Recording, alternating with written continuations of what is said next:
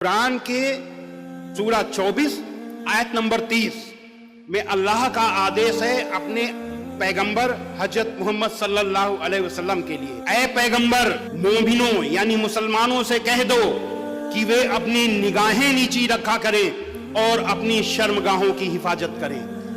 अब अभी तक तो ये हम जानते थे कि अगर कोई महिला मर्द को देखे, पराये मर्द को देखे तो निगाहें नीची कर ले, लेकिन कुरान ने हुक्म दिया महिला के लिए, यही हुक्म दिया और यही मर्द के लिए, पुरुष के लिए भी दिया कि जब पराई औरत देखो तो निगाह नीची करो और मर्यादा में रहो। उसके लिए कोई भी गलत चीज सोचो ना, तो उसको गलत निगाह से देखो और ना गलत सोचो। ये ब्रह्मचर्य का आदेश दिया।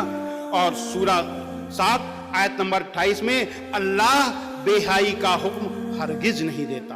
आप कहने के पहले यानी हजरत मोहम्मद सल्लल्लाहु अलैहि वसल्लम इस्लाम के अंतिम पैगंबर कहने के पहले अपने अमल में लाते थे और तब बताते थे कि ये करिए।